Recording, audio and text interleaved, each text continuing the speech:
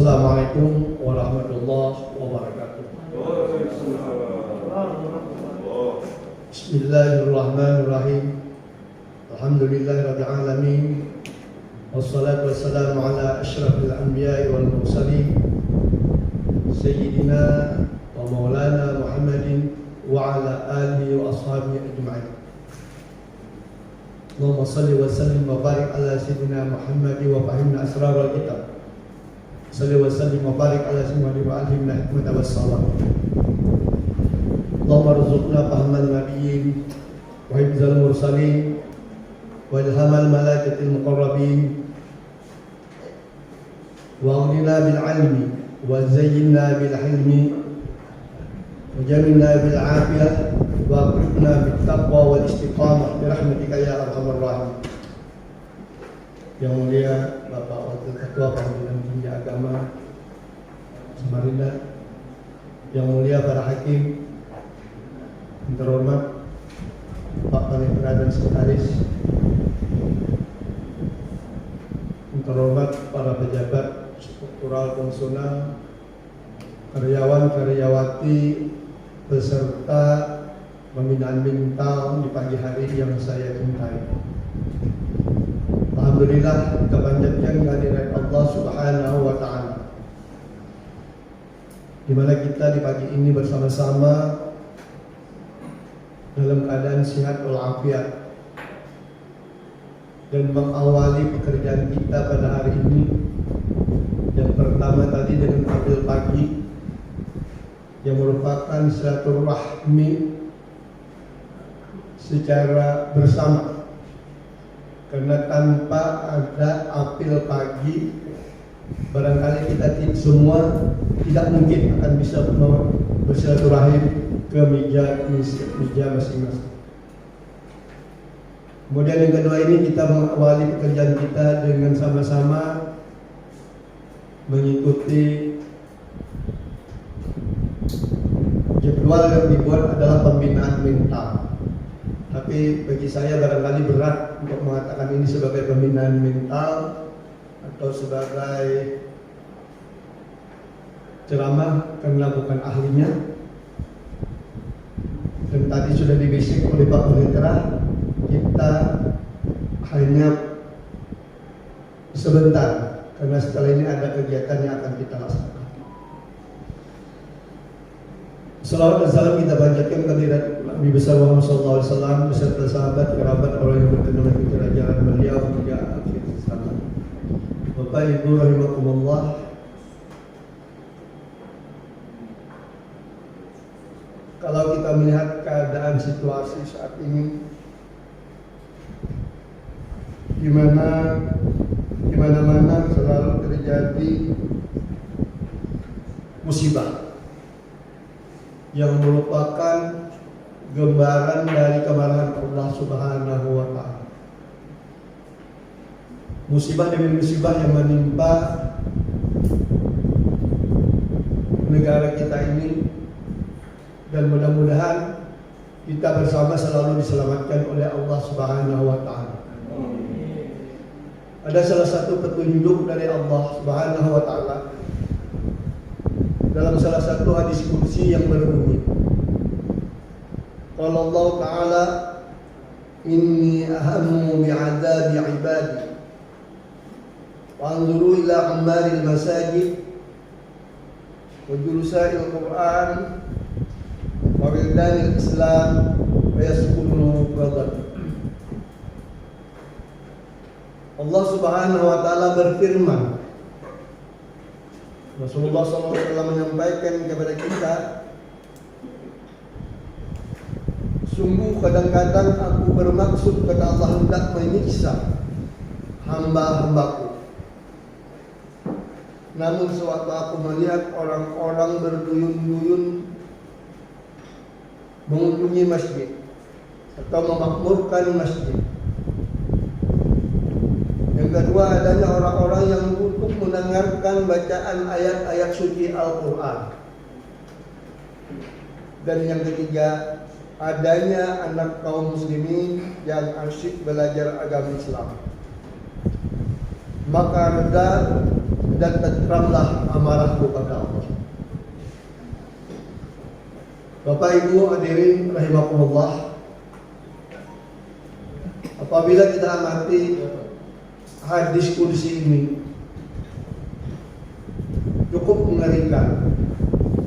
Barangkali ada hubungannya dengan musibah-musibah yang menimpa pada saat ini. Karena orang-orang yang ada gerakan persatuan yang mau memakmurkan masjid dihalang-halangi. Adanya aturan dilarang membunyikan speaker di musala dan masjid karena mengganggu orang lain.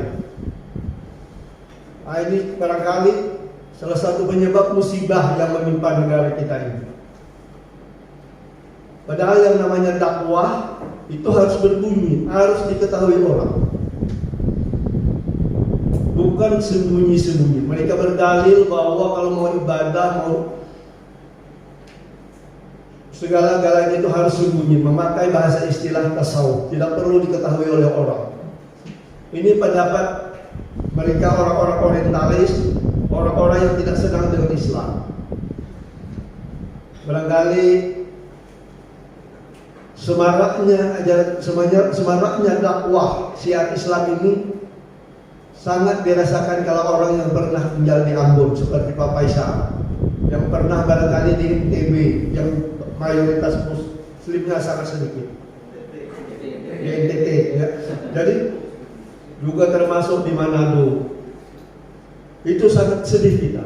Saya termasuk kemarin ke Semarang. Di hotel itu tidak ada sama sekali kedengaran orang azan. Sedih saya. Biasanya di sini kita setiap waktu selalu telinga kita mendengar. Alangkah nikmatnya kalau sudah mendengar azan, mendengar bacaan Al-Quran. Tetapi selama saya di Semarang, di hotel itu nggak pernah dengar ada suara azan. Ternyata di lingkungan itu, di luar dari lorong penginapan yang kami tinggal, di situ adalah rumah sakit terbesar punya Katolik barangkali itu. Nah, hal ini kita, kalau sudah kita berada di daerah yang muslim ini, mari kita sebarkan syiar Islam ini melalui menara-menara musala. Jangan sampai ada di antara kita yang merasa bising, merasa terganggu apabila mendengar bacaan-bacaan Al-Quran, orang azan, salawat. Kalau ini yang terjadi pada kita, Masya Allah, barangkali kita akan mendapatkan kemurkaan dan kemurahan Allah itu. Nah, oleh karena itu mari bersama-sama untuk kita memakmurkan masjid di mana masing-masing kita berada. Inilah barangkali sumbangsi kita kepada masyarakat untuk menolak bala. Dan hal ini saya rasakan pada saat COVID kemarin. Di mana-mana ditutup masjid, bahkan di musala seperti tempat saya pun dikehendaki untuk ditutup masjidnya, musalanya, agar tidak saling berjamaah. Tetapi alhamdulillah berkat kesiapan teman-teman yang rutin ke musala tidak mau menutup musala.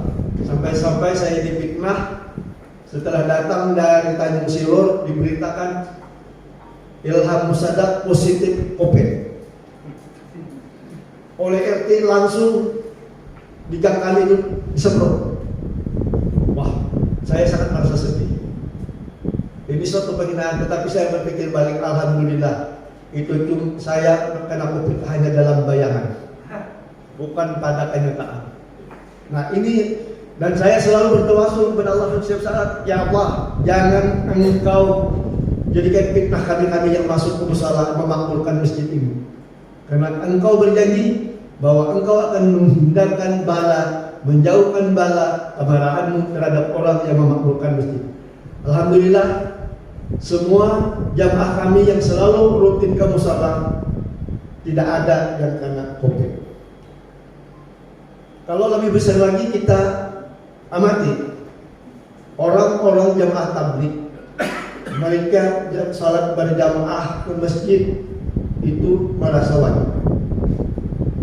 Ternyata tidak ada terdengar berita orang-orang yang membuka masjid itu mereka yang terkena COVID.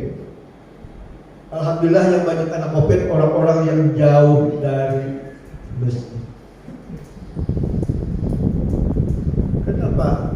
Karena kata Allah di dalam firman-Nya yang lain, inna buyuti fil ardi al-masajidu wa inna zuwari fiha ummarha. Wa tuba liman tataharat fi baitihi wa zara fi baiti wa haqqun 'alal mazuri ay yukrima zaira. Kata Allah diterangkan dalam hadis kursi, sesungguhnya masjid-masjid di permukaan bumi ini ibarat rumahku. Dan sesungguhnya orang-orang yang meramaikan masjid adalah tamu-tamu yang mengunjungiku. Berbahagialah orang-orang yang telah membersihkan dirinya di rumahnya dan kemudian datang bertemu ke rumahku. Sebab yang dikunjungi itu berkewajiban menghormati tamunya. Nah, karena orang yang mengunjungi, orang yang memakmurkan masjid, yang mendatangi masjid, dia adalah merupakan tamu Allah. Dan kata Allah, orang yang ditamui adalah merupakan kewajiban baginya untuk menghormatinya. Artinya kalau kita menghormati tamu, kalau tak apa yang diminta tamu yang tentu akan dikabulkan.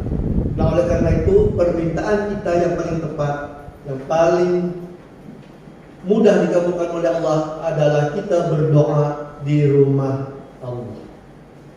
Nah, Bapak Ibu yang terhormat, mudah-mudahan kita berharap kepada Bapak Sekretaris terutamanya di tahun 2023 ini kita juga bisa mempunyai musala yang resmi.